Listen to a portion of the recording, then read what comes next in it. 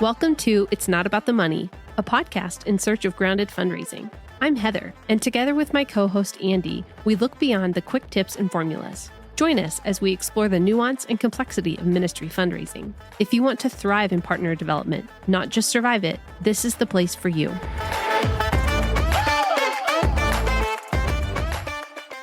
All right, welcome back to the show, everybody. So as you know, we are in a mini-series focused on fundraising considerations from ethnically diverse backgrounds. And today we are really excited to speak with Dennis and Evangeline Chow. They are currently in the Philippines, and we're excited to dig into their story a bit. But Jenn, you know the Chows. I would love to have you give us a bit more context for this conversation. Yes. So I know both Evangeline and Dennis from our undergraduate years. We all went to Penn State together. They're a year underneath me, but we kind of just all hung around in the same circles. So I was part of more of the Korean-based church at Penn State, and they were also part of an Asian American fellowship. And our fellowships kind of did a lot of the same things. People kind of bounced back and forth from both fellowships. And so Evangeline and I grew really close, especially because we were both education majors. And then specifically down the road, we were both part of the same cohort to teach in a specific setting in Northeast Philly. So that was really cool and special to share. And then Dennis, I didn't really know Dennis super well. I just know he was a part of the picture. They were best friends. And then later they were romantically involved. Obviously, they're married now. But you can just imagine we were all these college young, 19, 18, 20 somethings just romping around at Penn State, loving Jesus, and then obviously going beyond that to do ministry. So that's how I know the both of them. Wonderful. And Dennis and Evangeline, what would you guys add to that? I would just say it's really great to see where God has taken us, that from our college years of loving Jesus to the professional space to now even just watching Jenn and Jonathan be parents and then their story of overseas. And so I think the thread that continues to be strong throughout is our calling and love for Jesus, even though that's taken us to different places, sometimes for a season overseas and then back to the home to the US. But it's the type of thing where Jenn and I might not talk and hang out for years and years, but then we get to hang out together for an hour or to see each other. And we're like, oh yeah, we're soul sisters. We speak the same language, still have the same heart. Very cool. And so you guys are serving in the Philippines with your family. You've got two littles, and you're there with the organization One Challenge, I think working specifically to minister to missionary kids. Is that right? That's correct. Yep. We work at a Faith Academy, and so I teach 10th grade Bible since 2016. I was also a high school chaplain for a number of years. And then she's a educational rock star, superstar, Hall of Famer. So she's done everything and plugged holes everywhere from elementary to middle school English to ELL to coaching teachers to helping out with the special ed program. So did I miss anything? I feel like that. No, I think once again, our heart remains the same of supporting TCKs and MKs. So when a lot of organizations are thinking about the grownups in the room, we're thinking about the kids from babies all the way up until they're 18 and graduating from high school. So I would say for us, it's been a pleasure to be at one ministry the entire time. Like the current senior class, I've known them since second grade.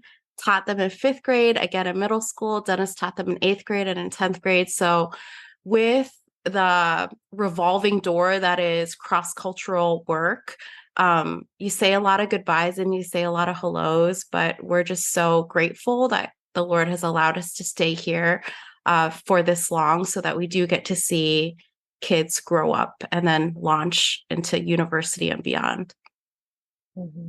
That is such a meaningful ministry. I mean, as having kiddos myself, I'm just so grateful that there are people like you guys in the world, especially helping kiddos, like you said, in a context where there's a lot of transition, a lot of change. So that's just so needed. So thank you. Okay, so let's dive into our conversation. I would love to just start by asking you guys. I know that Evangeline, you went to the Philippines. You preceded Dennis, and then somewhere in there you guys got married, and then you both landed on the field. I'm curious, and you guys can speak to this as a couple or individually, what the initial fundraising season looked like for you guys. I'm really grateful that I had two opportunities to do overseas trips when I was in university. So I got to go to Kenya twice with InterVarsity. And then after I graduated, I worked stateside for a few years and got involved with a super missions-minded church in Virginia. And even in that time, had the chance to go to Haiti and El Salvador. And so once I was able to really pull the trigger in terms of deciding to head overseas for a longer chunk of time, and my first time was 2 years, when I contacted people within my circles, whether they were churches or friends, this was not a brand new story for me. It had been a 7-year journey up until that point. And so a lot of the people that I wrote letters to the first time or emailed or called, I think there was a lot of collective excitement of, we've known that you're moving towards this direction, and so we're so excited for you. Once we decided to become career missionaries in 2016, that also looks different because that was like a much bigger budget, thinking about things like retirement and all of these other larger costs of like establishing a home in another country. So I think those were some of the differences for us. Yeah. I remember I was a little nervous going into it. I think for me, because my experience was like in high school, short-term missions, you write a letter, send it to friends, family, relatives, and then just like wait and see. But that's like raising like $200 for a trip, maybe at most for me, it was like 800, maybe. Whereas this was like, you're raising like in the thousands monthly. And like, I don't know, I think it's different when you're asking as a kid to like relatives and parents. So like, it's like they're like, it's like a school fundraiser it's like a gift, thing. yeah. Whereas like now, like you're asking people of your age or like others to like give, and I think that's just a different feeling. So I remember I was a little bit nervous, especially about the work going into it. We were quite busy in that season. She was coming back from the Philippines. She was working as a mobilizer. I was working as a pastor. I was going through ordination, and then on top of that, we're joining a new organization and we're support raising. So I think I was nervous about the work to go into that and just uncertain of how long it would take. But I think I was also quietly confident that God most clearly definitely was pointing us and leading us to go back to the Philippines. And so my thought was, if God is clearly leading us to go back to the Philippines, he will most definitely care for us with our support. It's just a matter of how long it'll take. And I know that for me, because we are 100% supported by our communities back in North America. Like our school doesn't pay us a salary, though now they do offer housing stipend, but they didn't offer that when I first, like for the first 6 years that we were here. And so I think for me, it was just understanding that this is what it takes to serve in the ministry that God has called me to. And so it wasn't necessarily my my first choice, but I also wasn't against it. And I think just that openness allowed me to just see God at work. Like he just blew me away, because for my first 2-year term, the timeline is that I was accepted by my first organization, which was Teach Beyond, in March. And then I was already at training in June and on the field by July. And so it was just this like incredible whirlwind of contacting people. Like meanwhile, I'm still teaching also.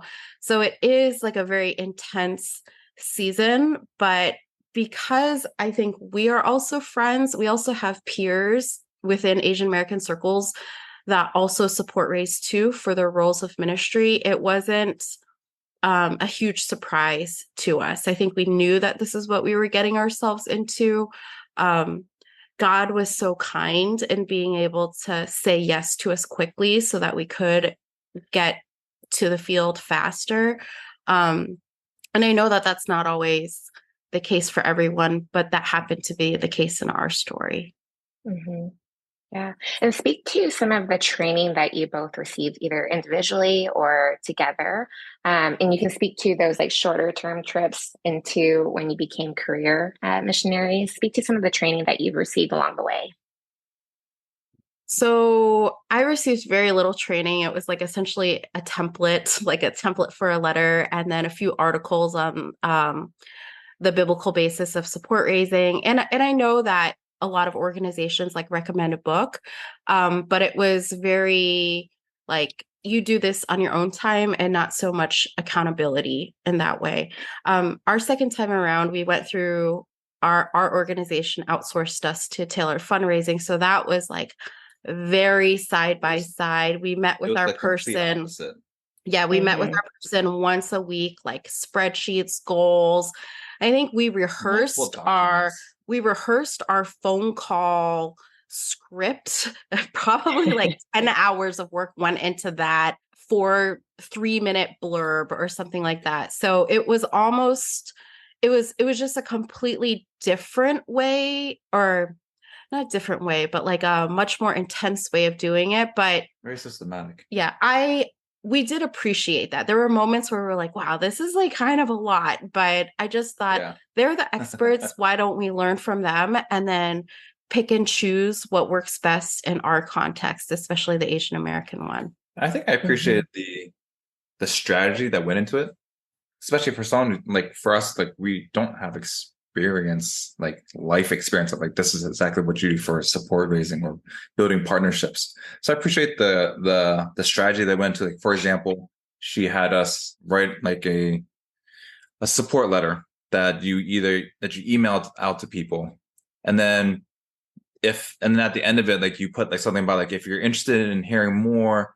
like I would love to set up a phone call, so that it filters already out people who just could, I mean, maybe they want to know about the ministry, but like maybe they don't. And so the people that you actually do call are those who are actually interested in like possibly supporting you. And that sets you up for a little more success. And I remember she had us list out everyone that we could possibly reach out to, and then put them in different waves or different groupings as to who to like reach out to first as like priorities. Um, Hmm.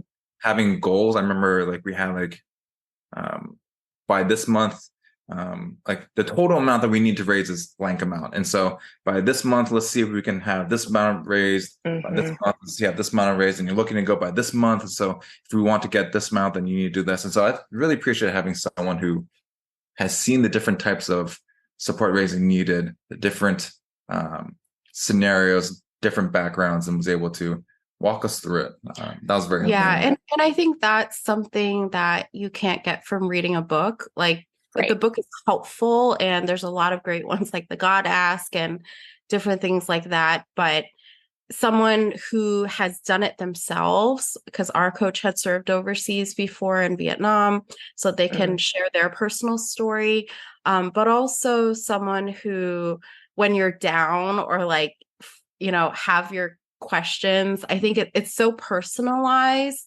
that was really helpful. Also, she was very encouraging, Mm. super encouraging. Um, Jenny Carr, if you're listening, you're amazing. She You was, know her. she was just very encouraging. I think there were a few moments where we were like, "My gosh, how are we going to raise all this money in like this time?" Of course, God's raising it, but in our minds, we're like, "How's this going to Yep. get raised?" I think about it in terms of like sleep training.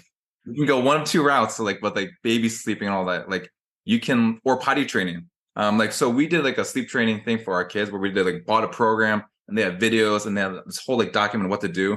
And it's all the same information you can find online at various websites that But you Sure. could just click on. you pay for the But like convenience and pay for the Yes. convenience, and like the videos like was the lady the like emotional encouraging, support. and we're like, we really need this encouragement. So I think it's the same thing with like the coaching aspect, and at least having someone who walks alongside of you of like, here's information, here's how you do it, but like you'll be okay, or like Yeah. you're doing well, like it's this setback or this challenge is not unexpected. And so I think all of those were really both the training and how it was helpful for us. Was the program taking care of babies? It Yes. was. Yeah, she's great. That saved our bacon with our fourth. Yes, we did it with both our kids, and they Nice. through the night mostly, unless they're sick. Yeah. Yeah, we love that. I love it. Well, it sounds like you guys got a multitude of training materials, but this latter portion was very strategic, very supportive. What were some obstacles that you guys found along the way, whether it was finding those partnerships and having those conversations, or even internally? What were some obstacles? I think one was the direct ask. That's what at least for me, growing up learning. I grew up so I'm Chinese American, but I grew up in a Caucasian church. And so when we did our mission trips, it was like you asked directly, like, would you be willing to support us blank amount a month for this trip? And for us, we do have relationships in multiple ethnic groups, but like our main group is Asians. For example, the church that I was an associate pastor at was Chinese, and I served in the English congregation, but they're still Chinese Americans. And so the direct ask is very, what's the right way of putting this? It's like too. Is it abrasive? Would that be the right word? Like it's the idea that you'll get the social yes, even though internally the person's uncomfortable. And so Dennis and I are very confident people, like he's trained as a pastor, I'm trained as a teacher. I don't think we have any problem of being direct and like clearly communicating our needs and our wishes. I think that for us, it was more of a like, is there another way than just like cold calling or asking, would you be willing to support me 100 a month? And then like literally in the script, it says pause. You like pause and look at them. And so and if you're coming from an Asian background, like that's awkward. That's like super awkward. You wouldn't ask that for other things. But so I think that was definitely an obstacle. So we were a little bit older when we first went overseas. So we had like worked for a few years. So our peer group, like they had salaries and things like that. But I think it's still the idea of, I think there's still sometimes that sense of like, I have a degree in this. It's the whole idea that the idol of like comfort as well as control. I think that was really hard for me to say, like, why am I leaving the stable job that I have in Virginia to do this where, and I say this as a pastor's kid, and Dennis's parents are in ministry too. We've seen how God has taken care of our parents already. So we already have that faith in us and in our family history, but it's still hard to do it yourself too. And so it's like, okay, could I figure out something else? And so I think it was those like mental barriers, but God has really changed our hearts. Like we love support raising. It's really relationship building for us. It helps us to keep in touch with friends. We really see our support team as like, we were reflecting on even the people on our list. Like some have known us since birth and most have known us for 10, 16 plus years.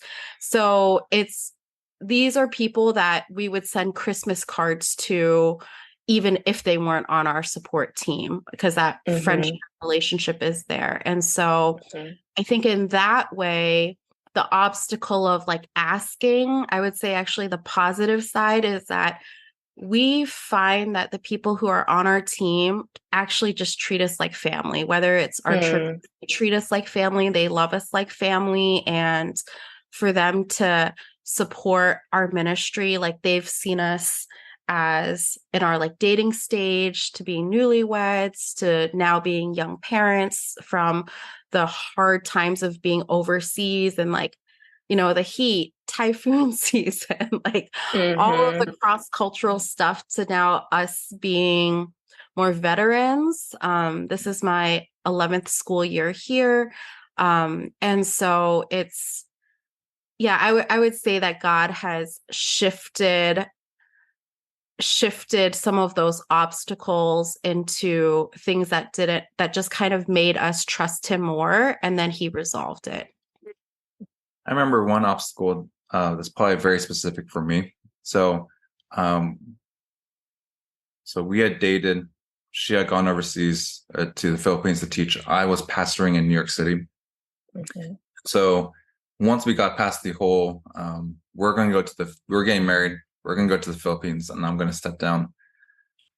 I was I don't know if you remember this. I was hesitant to ask the church for support, and I think because so I had a really good relationship with the church and the church members. I think I was hesitant because I did not want church members to feel like they needed to support me out of what's the right word? I'm thinking guanchi. The relationship, like I'm their pastor, and so they need to support me. Or I didn't want there to be any like, I don't know why I thought this, any manipulation, like I'm their pastor, like, would you support me? And like, oh yes, we need to support you. But I forget when, maybe was it one of the board members who was like, hey, are you gonna come one of the Sundays? Are you gonna speak about going to the Philippines and ministry and how we can support you? It was something to that effect. And I was like, yeah, I guess so. I can. Yeah, sure. And I just remember people coming up and just talking to us afterwards. So just a few here and there saying how they want to support us. Like, how can we support you? Some emailing us later. And just like, it was very clear that like, at least for those who are similar in my position, like you put it out there and you let God work in people's hearts. Of course, you watch the way you say it and the way you present it, but I think we were very touched that like, yeah, people want to support us, even though it's hard. We had a great relationship and we are leaving the church. People still wanted to support us in what we were doing. Yeah, it's interesting because what I heard in both of your responses was just this acknowledgement that within the cultural context that you were inviting people into partnership, it almost felt like you weren't free to invite them into partnership because it felt like there was some sense of obligation out of, you said, I think Evangeline, you said that people would say yes, but you weren't sure whether that was kind of to honor you or whether that was because they felt like the Lord was prompting them into partnership. And it sounds like maybe what you said about the church was kind of a similar dynamic where you wanted them to be able to respond out of a place of, yes, we want to be part of this with you, as opposed to a place of obligation or you're a leader. And so we feel compelled. Is that fair? Yeah. I think yes. I think it's also like I think for me, I also wanted to let people know that even if they didn't support me in this, that our friendship and our relationship wouldn't be affected by it. So that it wouldn't be like awkward. I think that was the main thing for us. And like still to that's why the direct ask is so, I don't know if deadly is the right word, but like that's why the direct ask is so hard in I think Asian contexts, is because it's all about relationships. And so if I'm asking you directly, I need to raise $2,000 a month to get on the field, and I need to raise 20 supporters of $100 each.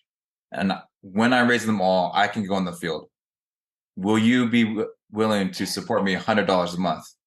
Pause, wait, let them speak.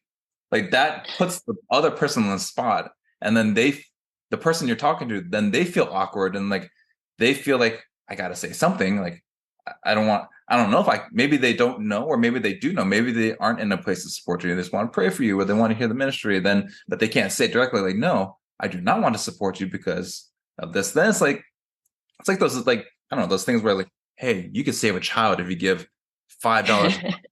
I'm like, I don't want to save a child. Like they're just very awkward. Like, how do you say that to a friend?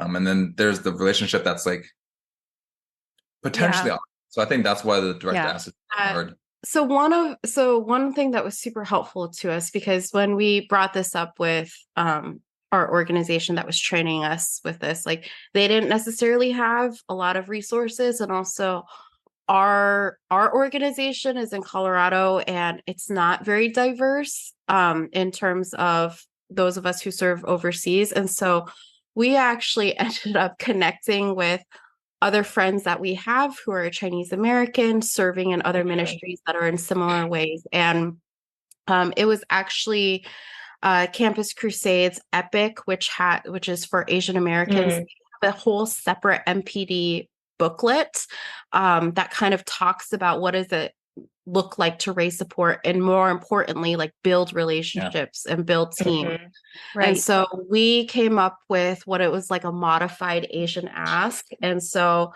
it went like this. So it's like it's an indirect ask, but you're still asking and you're still putting the need out there. And so it's on average, people partner with us from $50 to $150 a month.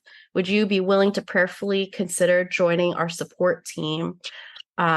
And so it was like that, where it's like we gave an average and then we said, like, would you be willing to prayerfully consider?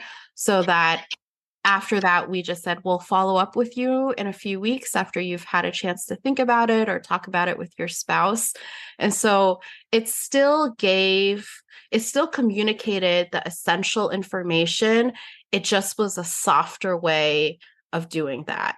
Yeah. So it wasn't like hiding that we were raising support or hiding the amount that we were hoping to ask for. It just was a saving face way. And I think it's good because if you're being asked by someone else if you'd be willing to support them, it helps to know what is. The Asians don't like to stick out, I think, and so it helps to know what's typical. Like, I don't know, is 500 a lot? If you're more well off, or I don't know, I can only afford 10. Like, is that too little? Like, I don't want to be seen as stingy because, like, I don't want to be seen by my friend as stingy and like have that relationship like weird. And so I think it was very helpful to have the phrase of like, you know, those who support us, or those who have typically been partnering with us, partner anywhere between like 50 to 150, or they give about on average like $100, and then you put in that phrase of or whatever is significant to them. Yeah. And that gives the out of like, oh gosh, 100's a lot, but I don't know, like whatever's significant to me, I can still give $10 a month. Like that fits in my budget, and that still maintains the relationship and still shows like, I would love you to join my team. And the other person for them said like, I would love to be part of the team and give what I can. And I think that finding out about the quote unquote Asian ask from our friend who worked at Crew, like that was super helpful. And I think we use that pretty much We for still all of them. use that. And we still use that for the front support raising we do. I think another nuanced thing that was different was that we were actually told by one of our Chinese churches, like, don't contact individuals within the congregation because they really wanted to give it as like a group gift. And so they would say like, because I think our church has like a missions goal, like we want to give this much to missions. So that way they can, it's tied to the church family and not necessarily one family or a few individuals. And so for me, at first I was like, no, they're like limiting us from contacting a bunch of people that I have really solid relationships with in that church. But I honored the church leadership when they told us, like, we honored that, and they've continued to be supporting us all throughout. So. I think with that, honoring the decision and leadership helps, at least in that one situation. Because one, the church decided to support us. Two, people find a way. And so I remember we went to visit to speak one time. Like one auntie came up, like gave us an envelope, like, this is for you. Like, it was like cash to support us. Or like That's one great. of the just another person from the church that was like, yeah, you need to go through the church. Like later on, they support us like every once in a while, like monthly. So I think if the church has a very strong like policy or direction, or they want to try the strategy, or this is how they've always done it, I think honoring the leadership and maintaining that relationship, which is very key in Eastern relations, Eastern context, was necessary. Yeah. And I think what I heard in both of those examples was just really understanding the values of the people that you're speaking to. I think what I love about the, Asian ask is that you guys, it wasn't like totally reinventing the wheel. It was just understanding the value and making tweaks, based on that. And then with the church, I think it's so important. And we spoke with the VP of Church Partnerships with Pioneers, on the podcast several months ago, and he was just highlighting that, when you're going to approach a church, it's so important to understand what their value and what they're looking for, as opposed to just kind of bringing your agenda into that. So I think that that's really meaningful, and especially, in the context of the Asian churches you were saying, I think that's really helpful. I'm curious, I know that you guys both came from families that were in ministry. I'm curious whether your families being in ministry lent this towards being a really positive experience and having their support as you went. Of support raising or going on the field, or both? Good clarification. Maybe support raising. My parents were very big on us being independent and them not being overbearing. Like, you choose your way. And so I think they were very supportive. Since I was young, like maybe high school, I already had thoughts of like going to ministry, and them like trying to caution me against ministry because they've been in ministry, they've seen how hard it is, and then them finally accepting like, oh yeah, he's really serious about this and going to ministry. So I think I hit that already. And so when they found out that we were going to the field, I think they were relatively supportive. I think for my parents, because they have many friends that have served overseas, my mom and dad met in seminary in Louisville, Kentucky. So like their peer group either became like pastors or missionaries. The support raising side of things was like stretching their faith, but they've seen it done all the time. And they've also seen how God has taken care of our family. I feel like other things, like me being single, headed overseas, being their only daughter, like all of a sudden in Asia, like they were more worried that I was never going to get married. God will provide the money. Like those things. But I think that Dennis and I also had to tread really lightly with some of the church relationships, as well as like the aunties and uncles, because we recognize that a number of the churches that partner with us, my dad used to be the pastor there. And so that's the only way we have the connection to our 7. So I think out of our 7 churches, my father has been the pastor for 4 of them. And so but these churches also partnered with me when I went on short-term missions trips and like other things like that. And so I don't think it's necessarily like an obligation sense in that way. It's more of like, oh, we trust this person. Like this person's like vetted by, they've been involved in the church, like one of those churches I grew up in. It was my childhood church.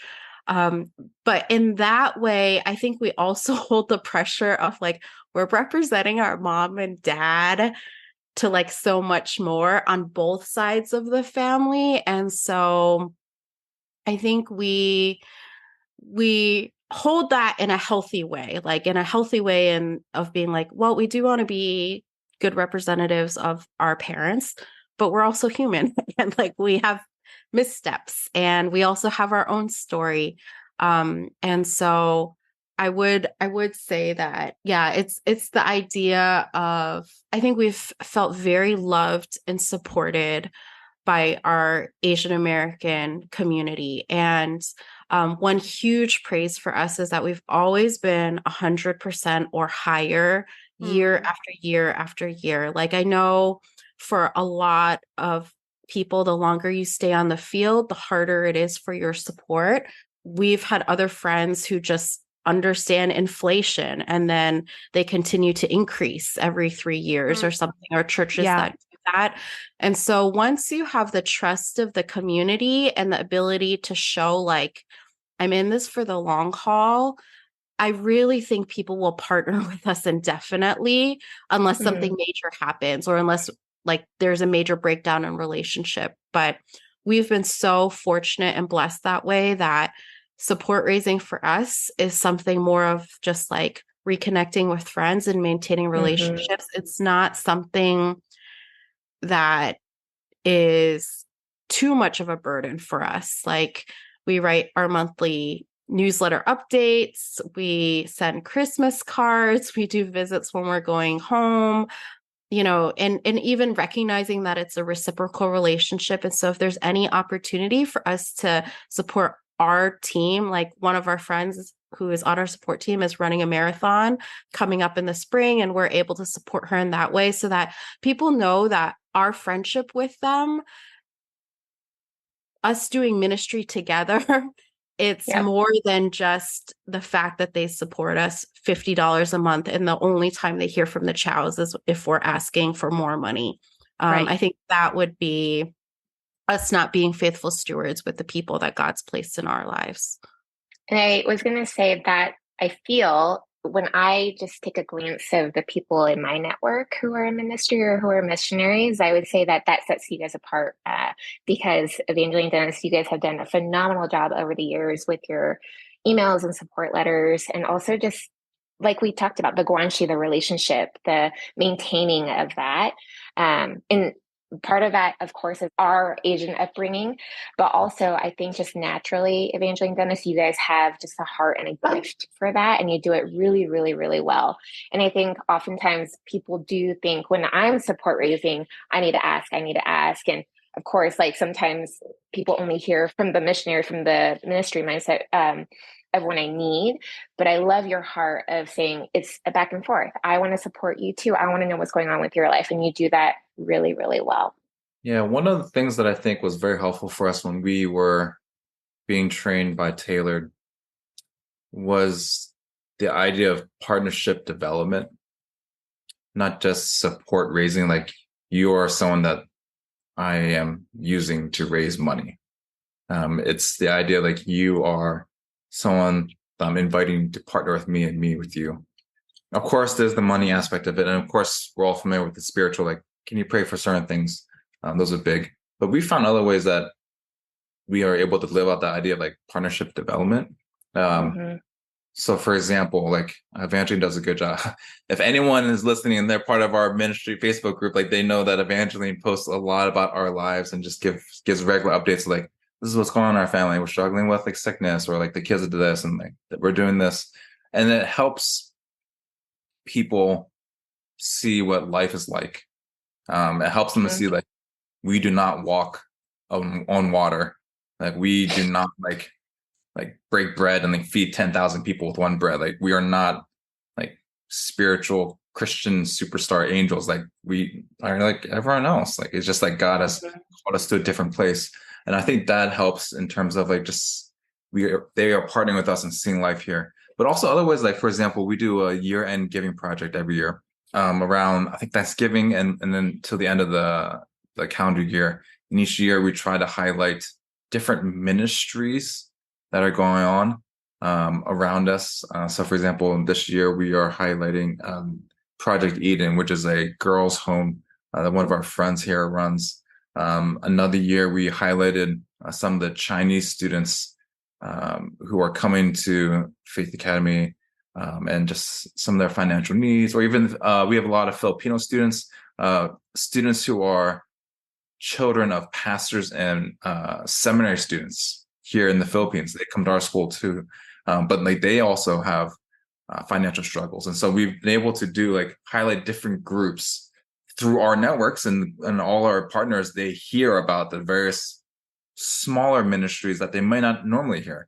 I mean, there's always these big ministries and big events, and maybe some go to Urbana or other things, and they hear all the big things that are happening, like people and ministries that are bringing tens of thousands to the Lord. And so we get to highlight and show them like the small things. Yeah, it's almost a treat to support raise for things that are not like our main account, because it all goes to a special project fund where all of that goes to that ministry. And it just allows us to share about the amazing things that God is doing here. So we really see ourselves as a conduit that way. We're also a field sharing. All of our funds get pooled together. And so we have teammates who are nationals.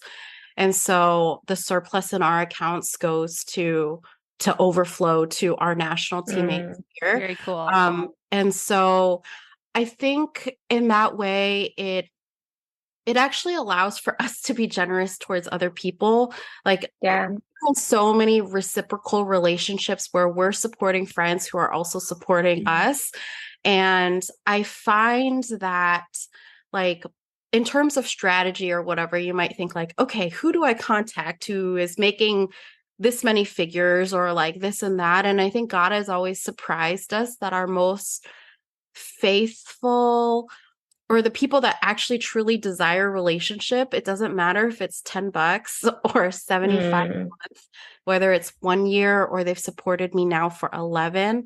I think for us, we're just always excited to share what God is doing here. And we really put an emphasis on prayer too, because with COVID and like job things, or we had people partner with us when they were like child free and now they have multiple kids and like expenses are different.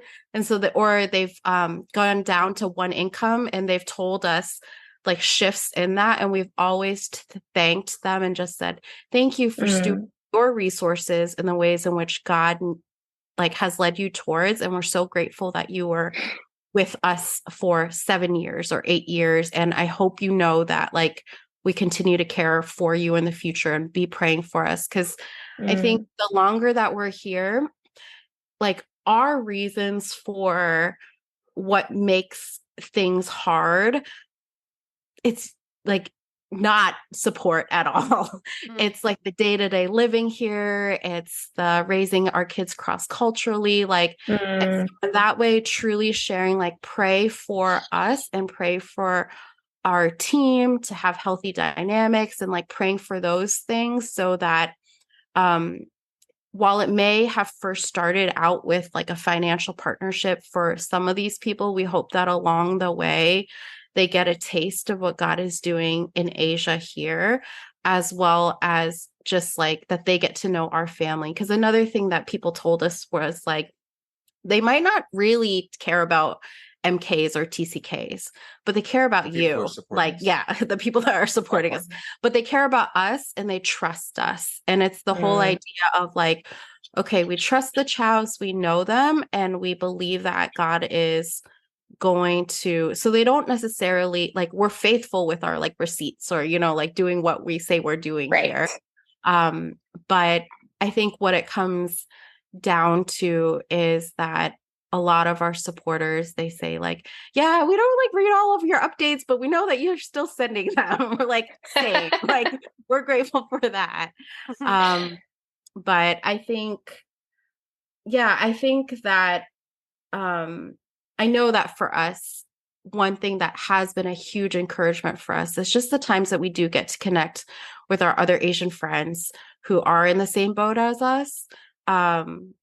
Because when we worry about things like the future of like, will we have enough to send our kids to college? Or like when we have these big ticket items that are these unexpected expenses, like we were on home assignment in 2020 to 2021, and the entire world was still on lockdown here in Asia for another 2 years after we returned. And our plane tickets were how much? 5,000 plus. Yeah, for a whole family. So it was like two of us, and Lincoln was like a lap baby. Yeah. 2 years old. But it was more than double of what we needed. And we had already used up all the funds and our travel expenses for our furlough time. And so we chatted with another friend and he said, you just email your support team and share the, and Dennis and I were talking about this last night, and he was like, I didn't even want to like write the full amount, but you're like, just write it. This is the first worst time I think we did like the direct ask of like, we are trying to get back to the Philippines. Prices are much higher than we anticipated. We don't have the funds. If you're interested in support and like helping, like here's how to give. And my feeling of like the Asian ask, or like to lower the pressure, was like, if you're interested in supporting us, like contact us and we can give you that. She's like, no. I'm like, here's the link to give. Just put it out there and like give it to them, it was really good because I remember the first day after we sent that, and we got about like $800. I'm like, oh wow, God, you like, really came through. This is like, wow. And then like 2 days later, it was like more came in, and then 3 days later, it was like a flood to where we got like a way more than we actually really needed for that. And we're like, oh $10,000 came in for our flight. We needed. Oh my word. Yeah. So that's one of those moments where it's like, ask and like let God work. Yeah. And so I think it's just affirming that for us, like in times where we worry about money, I think that's just our immigrant upbringing. Like we're super frugal people, but also like, we have iPhones and Apple products because they last us longer overseas. Security is like, like it's easier to do iMessage with family, all of those things. But with those things, sometimes I'm just I think the whole idea behind it is that God says like, I've given you this, be a faithful steward with it. And I don't know how long we'll be in the season where we're raising support or we receive our salary in that way, but it's absolutely helped me to trust God with so many more things. Like he's taken care of our day-to-day life. He's taken care of our children. He gives us more than enough to be generous towards other people, especially generous towards nationals here. So that as long as God has us a part of this ministry, I know that without a doubt, he'll be taking care of us. So I think that like, I started out only on a 2-year commitment, and here I still am, like married and raising kids overseas. I think if I had initially known, like, Evie, you're going to be in the Philippines for 11 years plus, like all of that on zero salary from the school and all, it's just too scary of a thing. But I think as we take small steps of trusting the Lord, like when we look back and see his faithfulness, I just know that he has taken care of us and will continue to take care of us. And so when I think about other Asian Americans who want to save face and like not ask and this and that, I think I just see it as an exercise of trusting the Lord, and God answers it in different ways. Some of our friends are doing more roles where one is working full time for a U.S. company, but here, and that funds their ministry here. I think God is so creative in different ways. And so you were talking about how, like, I think as Asian Americans, we're afraid to ask. I think we're afraid to come across as begging, or we feel like it's like begging. And I don't know why, but like in that moment, like right now, my thought was, or the image that came to mind is like, if you are being called to overseas or some ministry where you need to raise support, like you are being called to the greatest thing in the universe. You're not begging money for people to help you with like a side job. You are inviting them to come alongside of you, whatever way God has put in their heart to like be a part of this amazing ministry opportunity, whatever that is. And so I think for us as Asians, like we need to get over the idea, like I'm begging for my livelihood, but no, like God has called you to something amazing, and you're just inviting people. And if they say no, well, maybe God has called them to something else, or they just don't see the big picture and move on to the next person. So yeah, I think as Asian Americans, the mindset we ought to have. Yeah. Wow, you guys, I am just so encouraged. Just here, I could sit here for another hour listening to you speak, and of the stories of provision and how God has provided through the years, and just your heart through it all. And I love even just like the little nuggets of speaking from the Asian American context, and how you've continued to nurture all that you've learned along the way, and even now. So just as we bring this conversation to a close, in general, like how would you encourage our listeners as they continue to persevere, even in your sense, like how would you speak to yourself? How would you encourage our listeners and yourselves to persevere in your support-based ministry? I think for me, just the idea that God is a God of abundance and not scarcity. And that's true in all areas of our life, like not just finances, and that there's more than enough for everyone in God's kingdom. Whereas like, we feel like we need to like protect ourselves. We need to, hoard up things so that we can feel secure or be in control of things. And I would just say to someone that if God is calling you to take a step of faith financially, it's of course not going to be easy. It's going to feel counterintuitive to everything you've ever done, especially those of us who like had jobs since high school, like saved things in the piggy bank where, we're like looking at investments or various things. But, if we can trust God with our salvation, we can absolutely trust him with our livelihood as well as our children. And being on the other side here, like we work at a school where we get to serve over 500 plus students, where the majority of them, their parents are in ministries like orphan care, fighting sex trafficking, medical missions, where God is sustaining their families too. And so just the idea behind that is that, trusting God with this, he's going to surprise us in the best ways, probably from a lot of unexpected people. But to also know that if we do experience disappointment, like, you were hoping that someone really would, or you were counting on a relationship to support you in that way, that I think God also understands our disappointments that way too, but that he'll always be bringing in new people and new possibilities. And so I would just say, hold fast to your call and God will provide. And I feel like we've had so many close call moments where we're like, I really don't think this is going to work. I've tried everything that I can.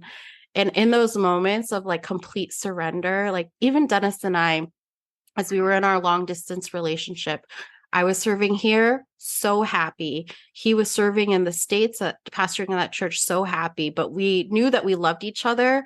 And it's like, in what world would we even be able to be on the same continent? And we always prayed through this verse from 2 Chronicles. It's like, we don't know what to do, but our eyes are on you, Lord. And that whole idea that like, we can trust God for providing all of the resources or direction for our future. Amen. I think I would probably say two things. One, not to give in to fear. I think it's very easy to have voices of fear, whether that's from ourselves or from Satan trying to distract us or pull us down. Like I remember we once traveled to go to a church by train. And when we got there, we had asked my brother to rent a car for us from a car dealership. And he shows up to pick us up from the train station in a Mercedes Benz. And we're like, what? Which is our rental. Why is this the rental car? Like, that's all they had. Like, they have some like agreement and that's all they had. And so for the whole weekend, we're like, we're going to go to this church to ask like, for money, essentially. We don't even own a car, but this is so the whole time we were like, "Oh gosh, this is terrible." Like, what like a lot of fear of like, and it's the relationship, and like you don't want to come across like, I need money, and here I am in a Mercedes. Like, so there was a lot of fear, and I think it's just a reminder. And that church became one of our biggest supporters. It's just a reminder, like, there's always going to be fear of anything and everything. But once again, like if God's called you to this, like, I mean, who can really stand against it? Like God knows your need. God knows what He will provide, and whatever He'll provide, we can trust in that. And our job is to be faithful and going and just inviting people to partner with us. The other thing I would say is to lean on the Holy Spirit on this and being wise. If you are an Asian American and you're looking to go into a ministry where you need to raise support, it's challenging. Because say, for example, like your parents don't want you to go. So on one hand, you want to honor your parents. On the other hand, the words of Jesus of the whole, like, no one who has left their father or mother or brother or sisters, like, will not be worthy of me. Like the whole idea, like you need to leave your family in order, compared to me, it's like how do you hold those two in tension? And so it's hard, but leaning on the Spirit, daily praying for wisdom for various things. Like, for example, if you're being trained to raise support and something just doesn't feel right, like, I don't know, I don't feel like I should be asking them directly, will you give me $100 a month?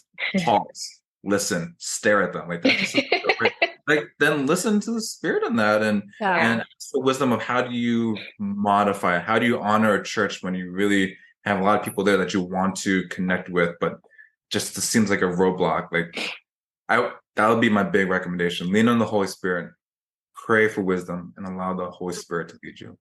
Man, So good. so good. Yeah, so good. Okay, you guys, we have one more question, and it's our standard question that we ask all of our guests as we close out. So you have $10,000 that you've come into today, and you have to get rid of it. Okay, you can't keep it. You have to give it away. You've Both of got a us get piece. it? Ooh, okay, sure. Yeah, you have Each get $20,000. 10,000. Yeah, you have And the kids? $20,000. Lincoln No, and just you both get you one? guys. We have 2 dogs too. Okay. Fair. So you have to give it away. Who and what do you give it to, and why? I already have one. You go ahead. I'm still thinking. This is not a plug, but it's just on my mind recently. There's a ministry here called Hope Alive.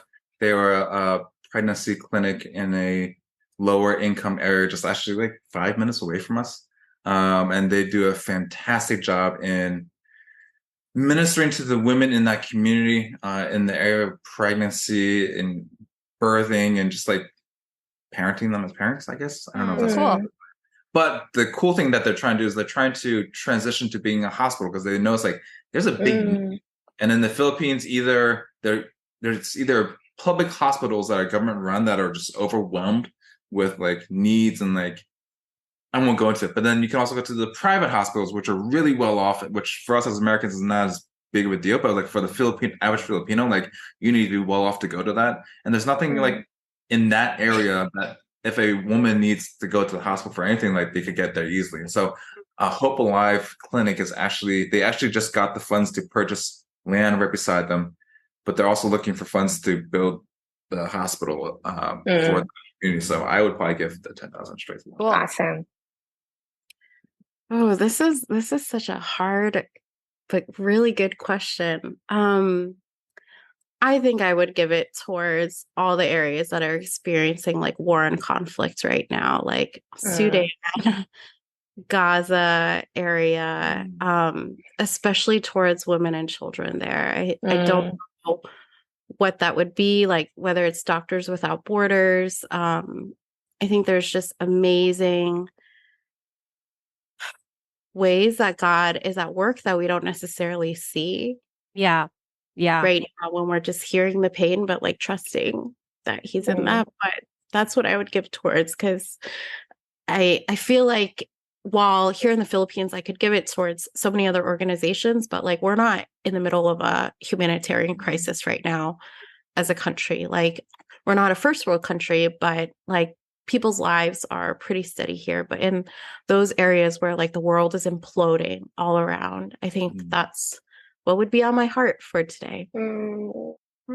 Man, both such wonderful answers and just such a picture of the heart of God, you know? Yes. Yeah.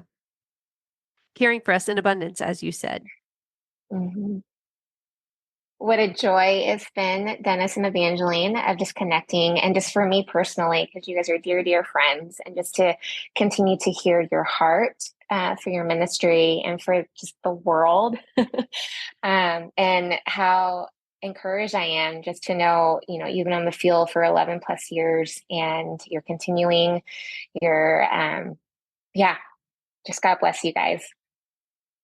Thank you. Thank you for the opportunity to, it's been a great exercise for us to kind of reflect, and Dennis was able to go back and like read journal entries that he had made when we were support raising, and even for us to think about God's faithfulness all through the years. So thank you for the opportunity. It was our pleasure. Thanks for joining us. It's Not About the Money is presented by Provisio Fundraising Solutions. Provisio equips support-based workers with flexible training, practical resources, and one-on-one coaching. Find out more at provisiofundraising.com.